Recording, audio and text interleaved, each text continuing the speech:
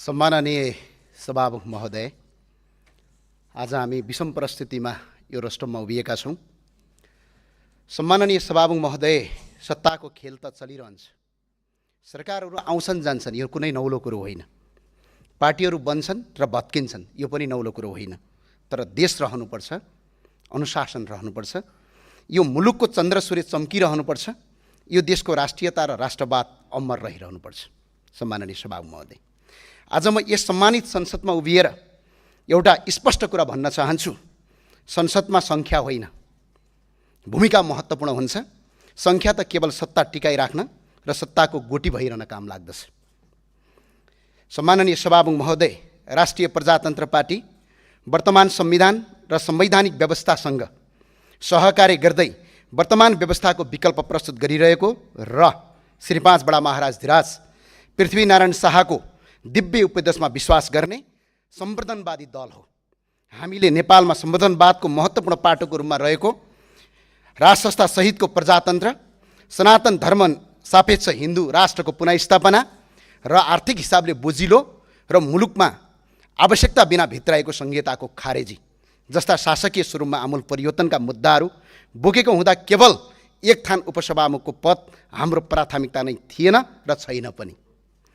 तथापि संसदको सबभन्दा ठुलो दलबाट नै प्रस्ताव आएपछि अन्य पुराना राजनीतिक दल र हामी परिवर्तन खोज्ने राजनीतिक दल बीचको ध्रुवीकरणको सम्भावनालाई मध्यनजर गर्दै उम्मेदवारी दिने टुङ्गोमा पुगेका थियौँ। यसै सन्दर्भमा हिजो बिहान एकातिर उपसभामुखको निर्वाचन सम्बन्धी छलफलमा अन्य प्रतिपक्षी दलहरूले रापरपालाई बाइपास गरी छलफल चलाइरहेका थिए भने अर्कातिर रासपा सभापतिबाटै सहयोगको आश्वासन प्राप्त गरेपछि रापरपा संसदीय दलको सर्वसम्मत निर्णयले हामीले उपसभामुखमा उम्मेदवारी दिएका हौँ। सम्माननीय सभामुख महोदय, आजको हाम्रो उम्मेदवारीले राजनीतिकमा स्पष्ट कित्ता क्लियर बनाएको छ। हिजोका पुराना र भनिएका राजनीतिक दल र अहिले उदाएका नयाँ राजनीतिक दलका साइनबोर्डहरू फरक फरक भए तापनि उनीहरूको बीचको नीतिगत सिद्धान्त र विचारको नाभि एउटै ठाउँमा जोडिएको प्रष्ट भएको छ।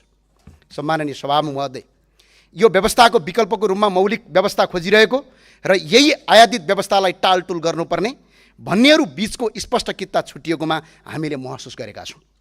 हाम्रो उम्मेदवारी केवल एक थान उपसभामुखको पदका लागि मात्र थिएन।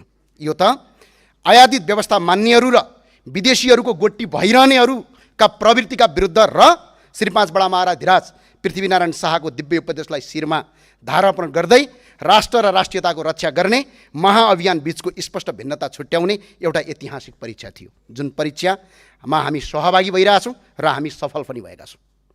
सम्माननीय सभामुख महोदय, सुशासन कायम होस्, राजनीतिक रोजगारी सिर्जना होस्, भ्रष्टाचार नियन्त्रण होस्, यी सबै प्रयासहरूमा हामी स्वागत गर्छौँ र साथसाथै साथ पनि दिन्छौँ। तर प्रश्न उठ्छ, नेपाली हामी रहौँला कहाँ नेपालै नरहे, परिचय हाम्रो रहला कहाँ पहिचान नै नभए। आज राष्ट्रको पहिचान खोसिएको छ। आज नेपथ्यबाट दबिएको यो आवाजलाई मूलधारमा ल्याउन, संसारभर सुनाउन हामी यहाँ उभिएका छौँ।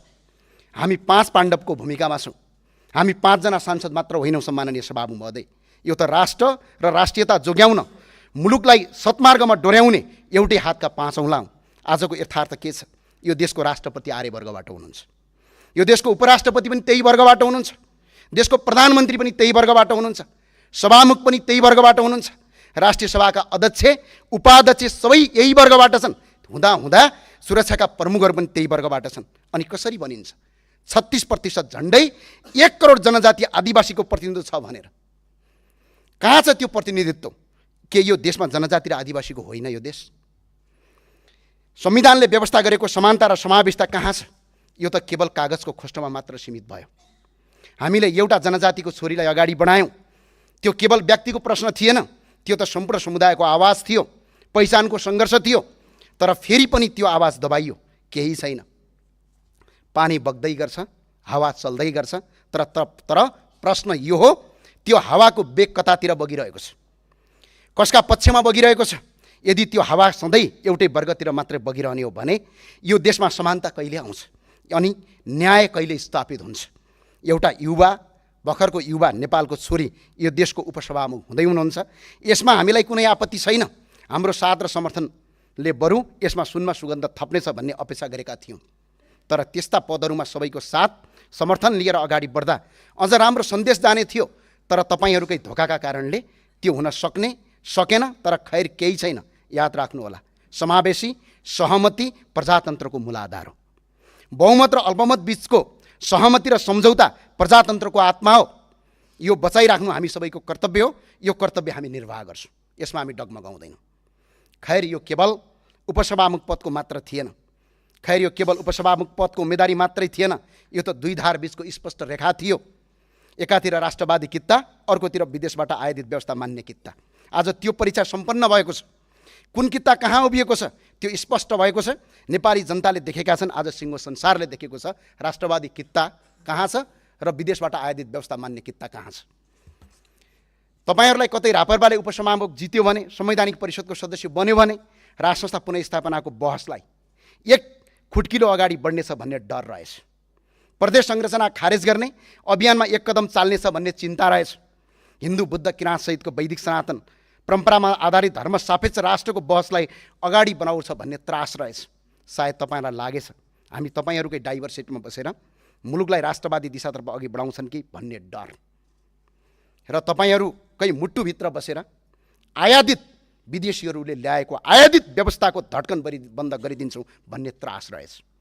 तर आज यस संसदको रोस्टरमा म स्पष्ट भन्न चाहन्छु, यो काम हामी तपाईँहरूसँग मिलेर पनि गर्न सक्थ्यौँ र गर्थ्यौँ पनि। हामी पद पाए भन्दैमा पछि हट्ने थिएनौँ। राष्ट्रको पहिचान स्थापित गर्ने महाअभियानको कदम अगाडि चाल्ने थियौँ र तपाईँहरूको सहकार्यको बाटो खोज्थ्यौँ र साथमै लिएर अगाडि बढ्ने थियौँ। तर खैर सायद तपाईँहरूको बाध्यता थियो, सायद तपाईँहरूलाई त्यस्तो निर्णय गर्न बाध्य बनाइयो। हामीले त्यो अवस्थालाई बुझ्छौँ। त्यसैले असहमति हुँदाहुँदै पनि तपाईँहरूप्रति हाम्रो सदाशयता रहिरहनेछ र राष्ट्रका मुद्दाहरूमा हामी एकै ठाउँ, हामी सधैँ संवाद र सहकार्यको ढोका खुला राख्नेछौँ। आज तपाईँहरूसँग बहुमत छ, संसदको सङ्ख्या तपाईँहरूको पक्षमा छ, कुर्सीहरू भरिएका छन्। हाम्रा कुरा अहिले तपाईँहरूलाई सामान्य र हास्यपदक लाग्न सक्छ, तर समय बलवान हुन्छ। त्यो दिन आउनेछ जब यही शब्दहरू सत्य साबित हुनेछन्। सम्माननीय सभामुख महोदय, एउटा कथन थियो, युद्ध र प्रेममा सबै कुरा जायज हुन्छन् भने जस्तै राजनीतिमा आश्वासन र धोका पनि जायज हुँदो रहेछ भन्ने कठोर यथार्थ बुझ्दैछु म। युद्ध र प्रेममा सबै कुरा जायज हुन्छन् भने जस्तै राजनीतिमा आश्वासन र धोका पनि जायज हुँदो रहेछ भन्ने कठोर यथार्थ बुझ्दैछु। अब बोलीभन्दा बढी सङ्केत बुझ्नुपर्ने कुरा सिक्दैछु, किनकि बोलीको कुनै भर हुँदो रहेनछ। पार्टी र विचार फरक भए पनि मैले सधैँ आदर्श मानेका व्यक्तित्वबाट सिकेको यो राजनीतिक संस्कारका लागि धन्यवाद व्यक्त गर्न चाहन्छु। सम्माननीय सभामुख महोदय, बलियो प्रतिपक्ष बिना कुनै पनि सरकार दीर्घकालीन रूपमा सुरक्षित रहँदैन। प्रतिपक्ष बिनाको सरकार त्यति राम्रो हुँदैन। प्रतिपक्ष बिनाको कुनै पनि सरकार दीर्घकालीन रूपमा सुरक्षित रहँदैन। बलियो प्रतिपक्ष नै प्रजातन्त्रको सुन्दरता हो। त्यसैले हामी सङ्ख्यामा कम भए पनि विचारमा बलिया छौँ। हामीले यो संसदको बलियो प्रतिपक्षको भूमिका खेल्नेछौँ र प्रतिपक्षमा रहन्छौँ पनि। प्रजातन्त्रलाई फुल्ल र फुलाउन, अझै सुन्दर बनाउन अहम भूमिका खेल्नेछौँ।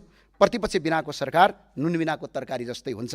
त्यसैले यो सरकारलाई बलियो प्रतिपक्ष भएर सहयोग गर्छौँ। र सम्माननीय सभामुख महोदय, आज यो रोस्टरमा उभिँदै गर्दा राजनीति अलिअलि सिकियो, कस्तो हुँदो रहेछ राजनीति भन्ने कुरा सिकियो र बुझियो पनि।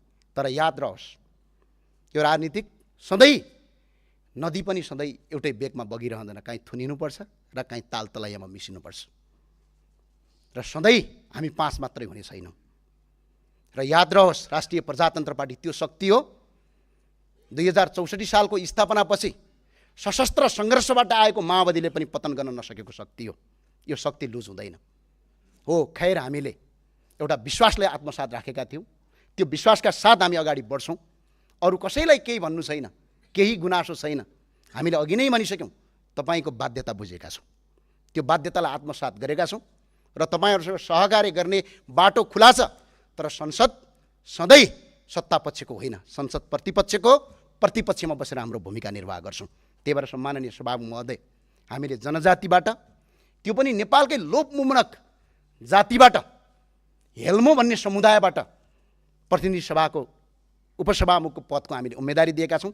सम्माननीय सभामुख महोदयको अनुमतिमा यस सभाका माननीय सदस्य सरस्वती लामालाई उपसभामुख पदमा निर्वाचन गरियोस् भनी प्रस्ताव प्रस्तुत गर्दछौँ। बाँकी तपाईँहरूको इच्छा, सोच गर्नुहोस्, विचार गर्नुहोस्। जय राष्ट्रवाद, जय नेपाल। हस्, धन्यवाद।